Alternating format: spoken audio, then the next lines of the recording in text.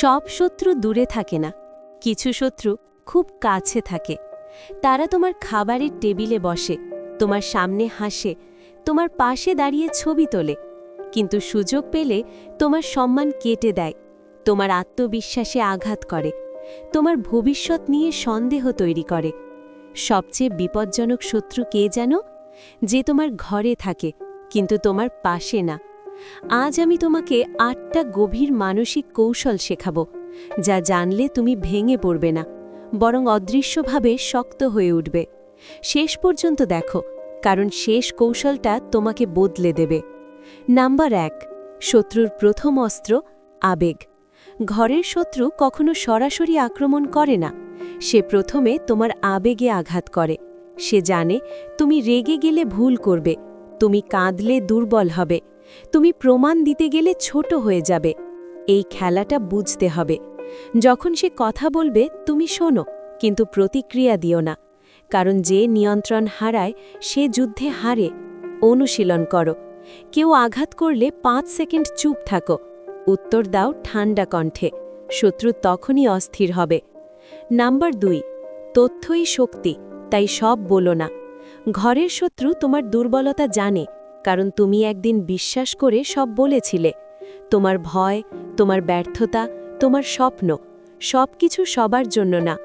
কম কথা বলা মানে দুর্বলতা না, কম কথা মানে সচেতনতা। আজ থেকে নিজের পরিকল্পনা নিজের কাছে রাখো, মানুষকে ফল দেখাও, প্রক্রিয়া না। নাম্বার ৩, নিজেকে প্রমাণ করার চেষ্টা বন্ধ করো। ঘরের শত্রু চায় তুমি নিজেকে প্রমাণ করো, কারণ তুমি যত ব্যাখ্যা দেবে সে তত প্রশ্ন তুলবে, তুমি যত সাফাই গাইবে সে তত সন্দেহ তৈরি করবে। একটা সময়ের পর চুপ থাকাই শক্তি। মানুষ তোমাকে না বুঝলে বোঝানোর দায়িত্ব তোমার না। নাম্বার ৪, চরিত্র হত্যা সামলানোর কৌশল। ঘরের শত্রু সরাসরি আঘাত না করে তোমার ইমেজ নষ্ট করবে। সে বলবে, ও এমনই, ওর ওপর ভরসা করো না। এই আক্রমণ বিপজ্জনক। তুমি কি করবে? তর্ক না, চিৎকার না, নিজের কাজকে এত শক্ত করো যাতে গুজব নিজেই মরে যায়। সময় সব দেখায়।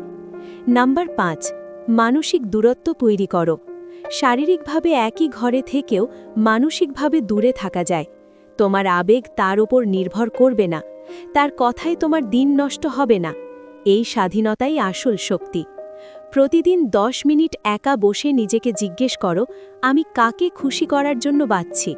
উত্তর যদি তার নাম হয়, তাহলে তুমি বন্দী। নাম্বার ৬, আর্থিক স্বাধীনতা মানে অর্ধেক যুদ্ধ জয়। ঘরের শত্রু সাধারণত শক্ত হয় যখন তুমি নির্ভরশীল। টাকা শুধু টাকা না, এটা সিদ্ধান্ত নেওয়ার স্বাধীনতা। স্কিল শেখো, নিজের আয় বাড়াও। যেদিন তুমি নিজে দাঁড়াবে সেদিন তার চোখে ভয় দেখবে। নাম্বার ৭, নীরব উন্নতি শুরু করো। সবচেয়ে শক্তিশালী প্রতিশোধ কি জানো? নীরব সাফল্য। তুমি চিৎকার না করে নিজেকে উন্নত করো। ফিটনেস, জ্ঞান, ক্যারিয়ার। একদিন সে দেখবে তুমি আর আগের মানুষ নও, সেদিন তার নিয়ন্ত্রণ ভেঙে যাবে। নাম্বার ৮, শেষ কৌশল, নিজেকে হারাতে দিও না। ঘরের শত্রুর আসল লক্ষ্য তোমাকে ছোট করা, তোমাকে সন্দেহে রাখা, তোমাকে আত্মবিশ্বাসহীন করা। তুমি যদি নিজেকে বিশ্বাস করা বন্ধ করো, সে জিতে গেল। কিন্তু তুমি যদি ভেতরে শক্ত থাকো, সে কখনো জিততে পারবে না। নিজেকে প্রতিদিন বলো, আমি যথেষ্ট। ঘরের শত্রু তোমাকে আঘাত করতে পারে, কিন্তু ভাঙতে পারে না যদি তুমি নিজেকে না ভাঙো। সব যুদ্ধ তলোয়ার দিয়ে হয় না, কিছু যুদ্ধ নীরবতায় জেতা হয়। মনে রেখো, তুমি একা না, তুমি দুর্বল না, তুমি প্রস্তুত হচ্ছ। যদি এই ভিডিও তোমার ভেতরে আগুন জ্বালায়, তাহলে সাবস্ক্রাইব করো, কারণ এখানে আমরা শিখি কিভাবে মনকে অস্ত্র বানাতে হয়।